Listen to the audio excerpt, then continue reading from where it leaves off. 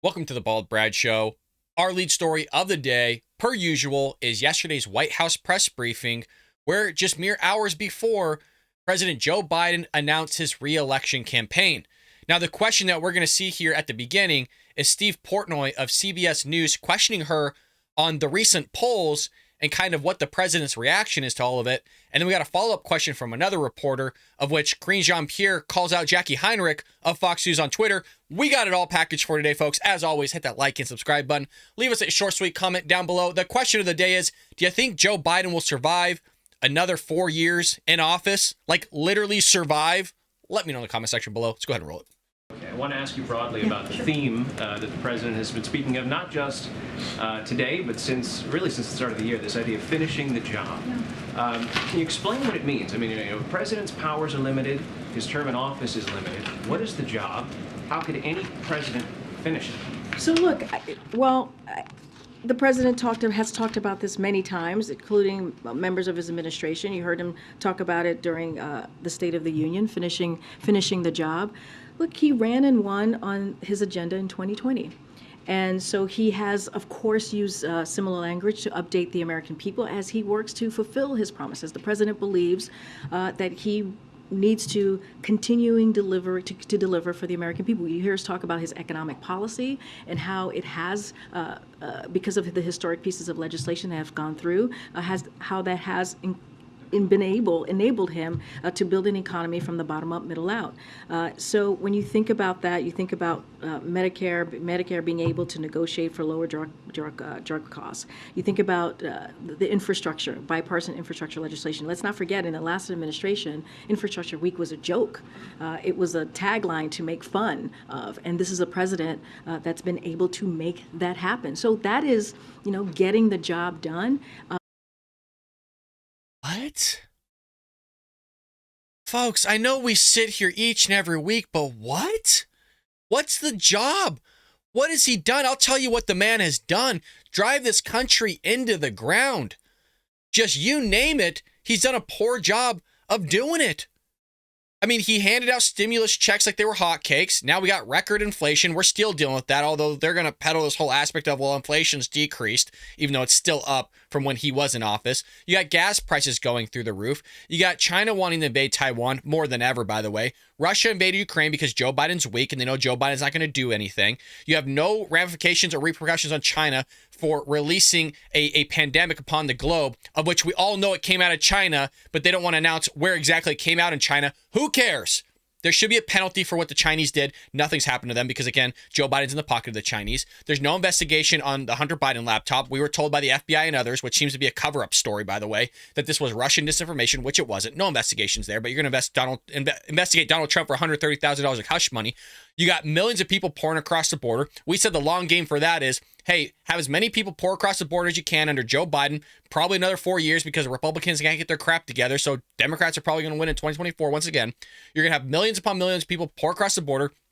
So when a Republican does take office, they're going to seize up the border. They're going to build a border wall, lock it up some way so people can come in legally, and then talk about amnesty for the then 30 plus million people that are here illegally, and they're all going to vote Democrat. Let's lowball. Let's say 75% are going to vote Democrat, which a Republican's never going to win office again, and it's going to take a century for that to happen. Now, you can look at the border. You can look at the economy. You can look at the job market. I mean, you name it. Joe Biden has done a terrible job with almost everything. I mean, inflation's outcompeting wages.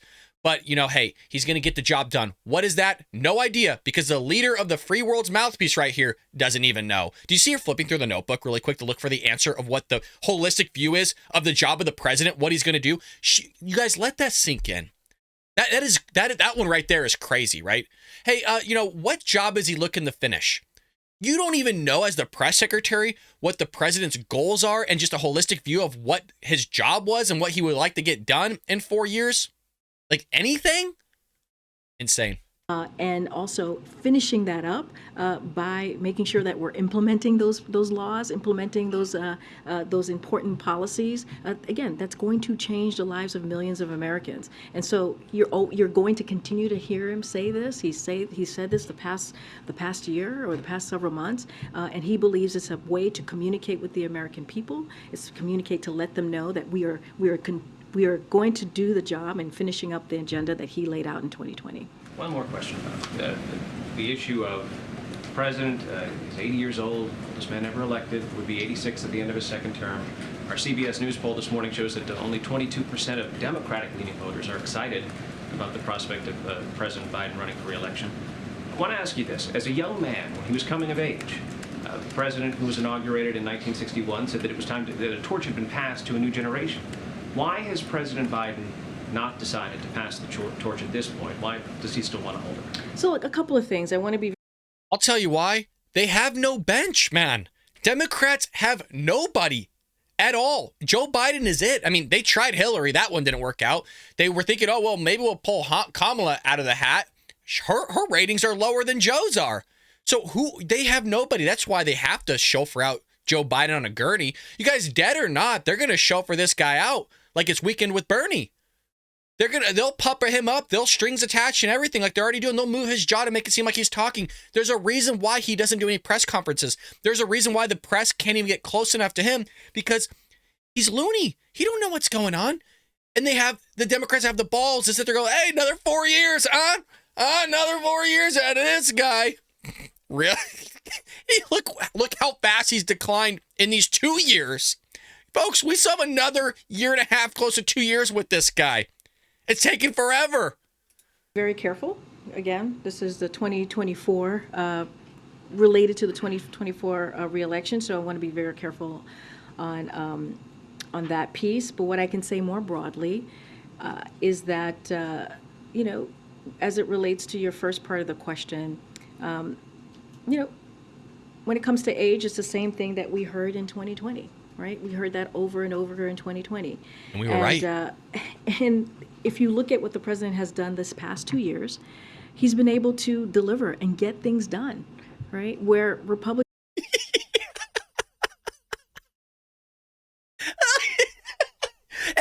Hey, guys, age was a huge topic. Yes, and we were correct. We were correct in the mental decline. We were correct that the guy was going to fumble through his words. We were correct that you hit him in the basement. There's a reason why you did that, and now we all know. There's a reason why you won't release a cognitive test or even make him go through one. There's a reason why his physical took months for you to complete.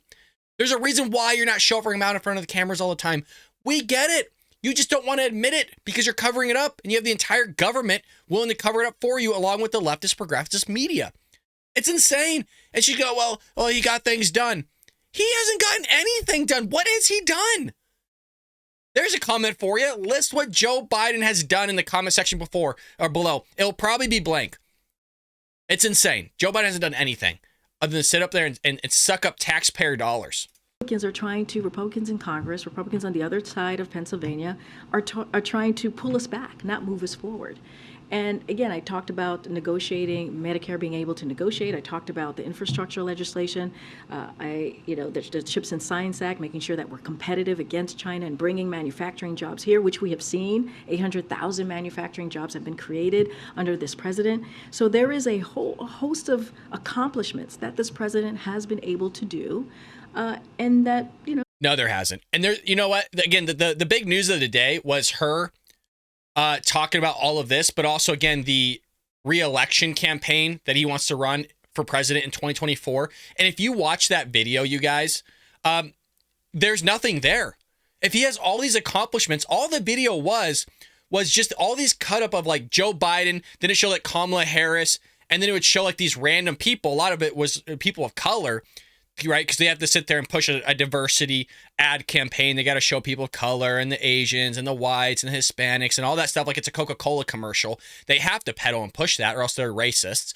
But, he doesn't have any accomplishments because they didn't highlight anything. The whole video was showing January 6th, the same clips that we've seen time and time again. Out of 40,000 hours, they keep showing the same like 2-second clips of people storming the Capitol, breaking some windows and some like smoke bombs going off. They don't have anything, literally anything to run on. It was just a montage of a bunch of crap and Joe Biden barely making it through his speech. It's insane. And the question rose up in the press briefing was, hey, is Joe Biden going to serve all 8 years? Watch her response here. Does the president plan to serve all 8 years? I'm just not going to get ahead of the president. That's something for him to decide. I'm just not going to get ahead of it. And there's a 2024 campaign. Anything related to that, I would refer you to that.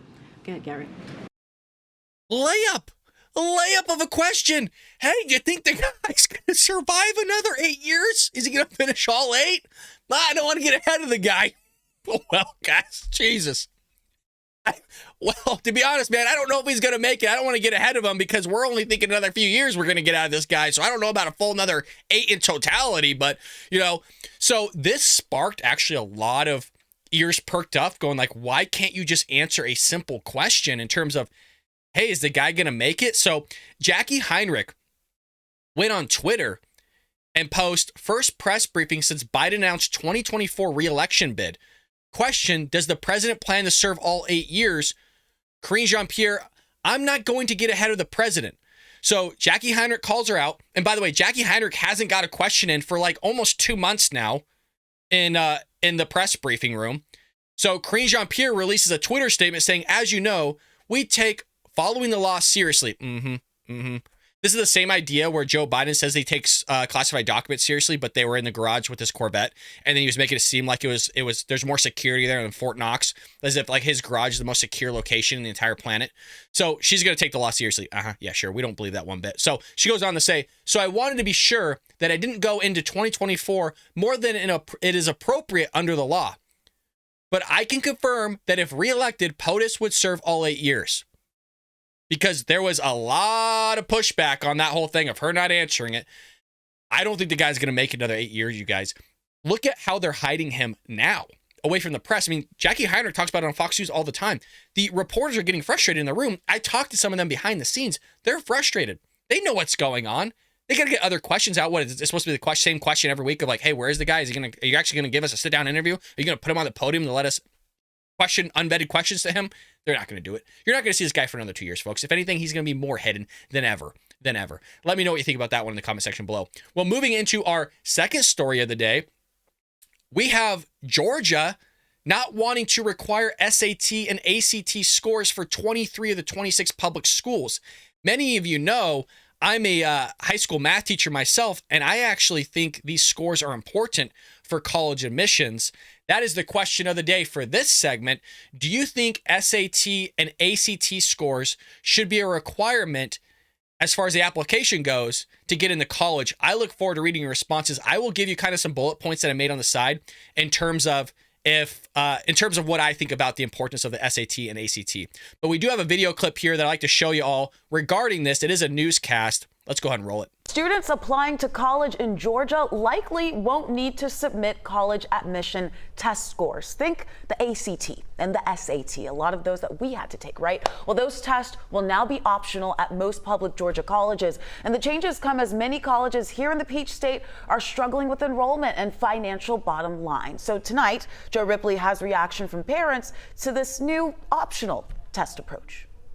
Leanne Elsa's youngest daughter is set to graduate this spring from DeKalb School of the Arts. She only took the SAT once and did pretty well. About half the schools were requiring it. The University System of Georgia Board of Regents is now making college admissions tests like the SAT and ACT optional when applying to a majority of the state's public colleges and universities. There's kids that have not been identified as having maybe a slight learning difference, and they could be absolutely gifted.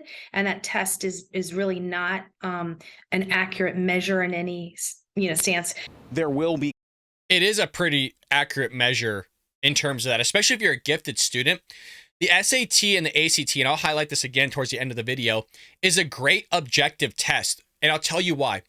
The reason why you want other mechanisms to determine if somebody's eligible to get into the very university of which they are trying to get into, and having certain quotas in terms of the GPA and everything like that to see if they'll actually meet the requirements of that institution, is because you can't always look at your GPA and grades. Grades are usually inflated, and the way that somebody conducts their grading is different from school system to school system, to district to district, even from classroom to classroom in the same school. So the way the teacher grades could definitely have and is inflated 100%. If you have a 4.0 nowadays, odds are it's not realistically a 4.0 or even higher than that. Grades across the board are inflated. So it's not a good objective test in terms of just using grades. And I'll tell you another reason why grades are inflated is a lot of schools are allowing you to retake quizzes up to 100%. Furthermore, they're allowing you to retake the tests up to 100%, meaning students will just go see the test, the assessment. Some of them will score a 0 on it, knowing that they can come back the next day or the following week. They already seen the test. They know exactly what's on it. They already got some of the answers from their friends, and they come in and just retake it up to 100%. So that doesn't mean they learned anything. They just memorized a bunch of stuff. There's no actual conceptual understanding. They're just taking factual and transferring that over just to procedural. There's no actual conceptual knowledge going into the understanding of what they're actually calculating or doing. Furthermore, when you have an objective test, that eliminates that aspect of the inflation of the grades, and it's objective test because the SAT and the ACT is the same across the board. And so it gives a more holistic and realistic view if somebody's eligible and they understand the material and getting a certain level of grade going into the institution. It's just one variable of many that I think should be applied going into universities, but let's let them continue here. College testing requirements at the University of Georgia here at Georgia Tech, along with Georgia College and State University in Milledgeville. You got in anywhere between 120 to 270% as often if you set scores to many schools like Tech. College test prep tutor Brian Euphinger says SAT and ACT scores can lead to higher admission rates, even at schools that don't require them. He says higher scores can also lead to more scholarships to pay for college. Parents often think that the SAT and ACT are the most stressful part of the process. I find it ironic because it's literally the exact opposite. If you got a bunch of C's freshman year, you can't go fix those. The University System of Georgia became less restrictive on test score requirements during the pandemic, but says college applications dropped when testing became required. The latest state budget will cut $66 million from higher education due to enrollment declines and its funding formula. It's definitely a business decision, butts and seats decision, and it's a financially wise decision. They did that because they're having a hard time filling. Leanne Eltz says she has no problem with the university system no longer requiring test scores for admission. She has enough to worry about with her daughter yet to make her college decision. We're still waiting. In Atlanta, Joe Ripley, 11 Alive News. So the reason why they're doing this is because they can't meet the quotas of getting people in because people just don't have the grades. And so what they're doing, and we talked about this at length on the Bald Brad show, is going, hey, we're just going to do away with the SAT and ACT altogether because it's a business for them. And if you throw that out, then a lot of people that weren't able to apply before are now going to apply. And because the standards are now lower, they're going to get in. The other issue they're having, and they haven't really corrected this yet because a lot of professors have tenure, is that when they get into this university, they tend to have to swap majors because they might be accepted from this application into the STEM field. But then they realize that the STEM field's too hard because they struggle within mathematics. And so they have to switch to liberal arts. And so you see a lot of people switching careers, which inflates those majors like English, and whatever liberal arts, lesbian dance theory, underwater basket weaving, whatever it may be, communications. Like these careers get inflated within those universities because they're all pouring out of the STEM fields because they can't do the mathematics. That goes as far as some of the state schools are actually doing away with entrance exams altogether, and those entrance exams would place you into the correct math and English, of which is where you're supposed to be based on that exam. So if you suck at math, you're going to have to take a bunch of prerequisite classes before you ever meet your catalog for your graduation in terms of the actual classes that will apply towards your graduation. So you could spend 4 or 5 classes within mathematics before you actually enter Math 100. Now, they had a massive influx of people taking those prerequisites. So the classes were heavy down below, but they couldn't pass into the entry level math that they would need in order to graduate. So what did they do? They lowered the bar and said, hey, we don't need to do an entrance exam anymore. You can place yourself wherever you want. And I'm sure you can just fathom how exactly that one works out for everybody. It's very similar to affirmative action. Oh, you're black? Perfect. Come on over. Oh, you scored like 200 points lower than the Asian guy that had the better GPA? Not a worry. We got a diversity quota here. Go ahead and come on in. Oh, you're Hispanic? Perfect. Oh, you're white? Well, we're not going to allow you because we have too many of those whites, even though you struggled. You might have grew up in a low-income area. Your SAT scores were meh. You actually do meet the requirements to get in the university, but because we have a quota, screw you. We're going to take the other guy. It's insane. And by the way, those people that come in through affirmative action, even if it was white, Native American, Hispanic, doesn't matter the race. If you're coming in through affirmative action, there's a good chance that if you come in through the STEM fields, you're not going to be in STEM field. And you actually, through the data itself, you actually score lower and even have a lower GPA than the rest of your peers because you don't belong in that university. That doesn't mean you can't be successful at another university.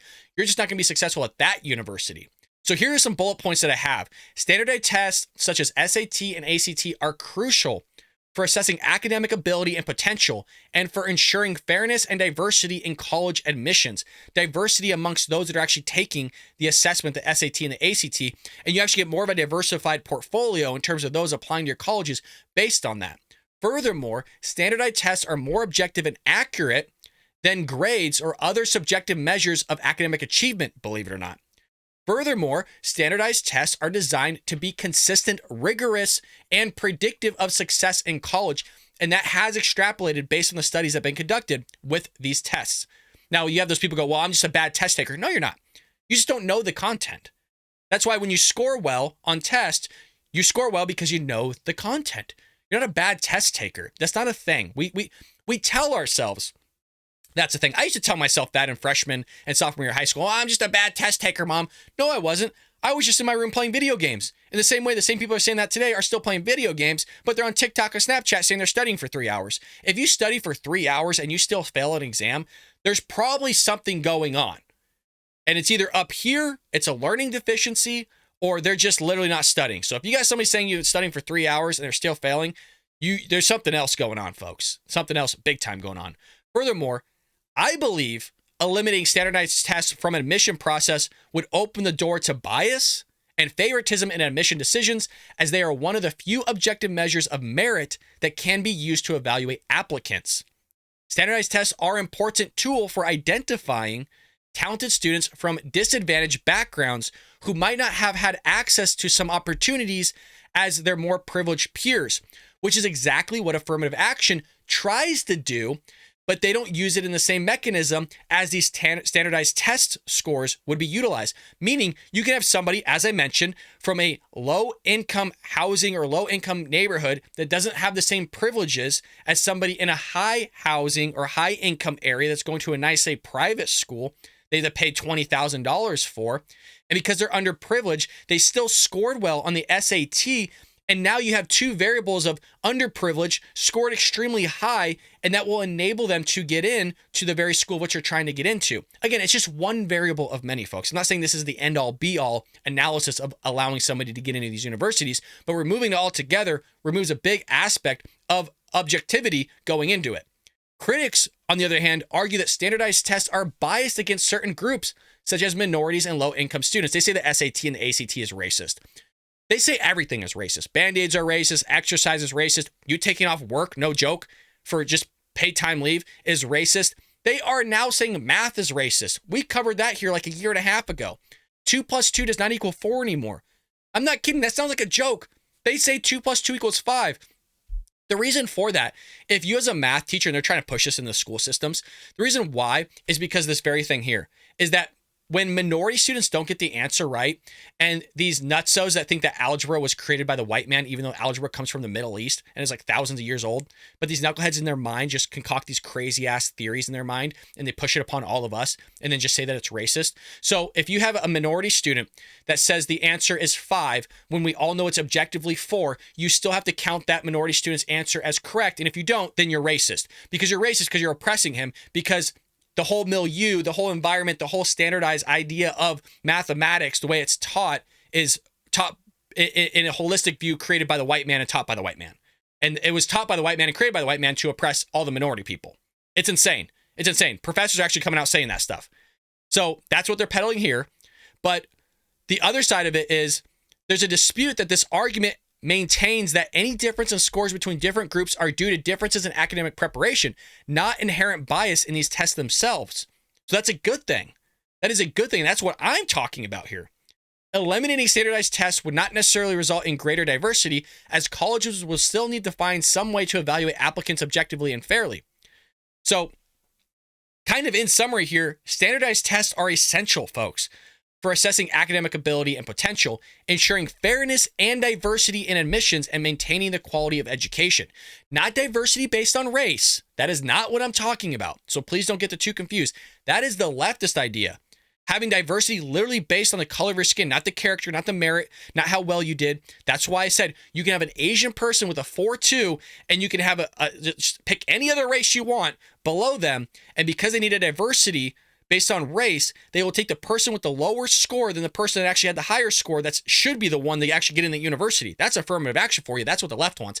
I'm saying, hey, why don't we remove race altogether, look at somebody's merit, look at their GPA, look at what they did outside of school in terms of their extracurriculars. Let's look at the ACT. Let's look at the ACT. Let's have multiple variables that go into this analysis into seeing if somebody's eligible to get into that institution of their choosing. And sometimes that's still not going to be good enough. Welcome to the world. It's called competition. And the left wants to remove competition altogether. They want to incentivize bad behavior, meaning not studying, not taking the time to learn things, not going above and beyond, meaning if your teacher sucks, going out there on, I don't know, YouTube with thousands of videos for free, or I don't know, Khan Academy that has thousands of videos for free to actually learn the subject in the same way that somebody's teaching you in the classroom. There are thousands of videos online that have a teacher teaching in real time the very same thing that they're learning in the classroom. They don't want to take the time to learn it. The parents don't want to take time to learn it. I understand things suck. I understand teachers suck. I fully get it. I'm a teacher myself. I'm sure there's people who think that I suck. But what are you going to do? Sit there and go, woe me, things suck. Oh, woe me, this guy's not teaching me, woe me. Or are you going to say, well, screw that. I'm going to sit there and rise above the occasion. I'm going to teach myself. I'm going to find ways to learn this stuff so that I can excel and be successful in life and get into the university I want. What the left wants to do is sit there and incentivize bad behavior. Well, let's lower the standards. Oh, you didn't pass the math class, but the other guy did. Well, screw the other guy because he's not the correct race to get in. But furthermore, we're going to lower the ball here on how to actually get in these universities. And we're going to even lower actually what the requirements are to get in these universities because of the bad behavior that you were doing. Bad behavior means not studying and not having the certain qualifications, again, to get in an institution. That can be for a litany of reasons, by the way. Just because you got bad grades does not mean that you made bad decisions. Maybe someone in your life made bad decisions. Maybe you made a bad decision. Maybe you had an unplanned pregnancy. Whatever it may be, there's a litany of variables that go into this. Furthermore, you want to have a real world idea of incentivizing bad behavior that connects all to this? How about Joe Biden penalizing you for having a good credit score and wanting to increase your interest rates on your mortgage with a great credit score? But if you have a bad credit score, it actually has a lower interest rate than you would if you had a high credit score. Let that one sink in. That's just another example of what the left does of incentivizing bad behavior and hurting those that have good behavior, meaning the guy that studied, the guy that went above and beyond. Even if you had somebody, neighbors, the same household, everything, the same everything, but one studied more than the other. But because based on race or whatever it may be, the one that studied more doesn't get in. The one that studied less does get in. The one with worse grades gets in. The one with better grades doesn't get in. The one that scored higher in the SAT and the ACT doesn't get in. The guy didn't even take the damn thing, gets in. It's insane. But, hey, all this stuff is nutso according to the left. We're all crazies. We're mega MAGA supporters, all this crazy stuff. So let me know. Question here. Do you think, again, SAT and ACTs should be just one of many variables that should be utilized to get somebody into an institution? Because a lot of people I've been talking to say that it shouldn't. They think that these tests don't show. People are just bad test takers. I just have a hard time believing that you're just a bad test taker. Oh, just messed up. Like, if you know the answer and you know how to solve it, then you're not a bad test taker. You just knew the material and how to solve it. That's all it was. Let me know what you think about it in the comment section below, folks. I hope you have a lovely day, and I look forward to seeing you here on The Paul Brett Show.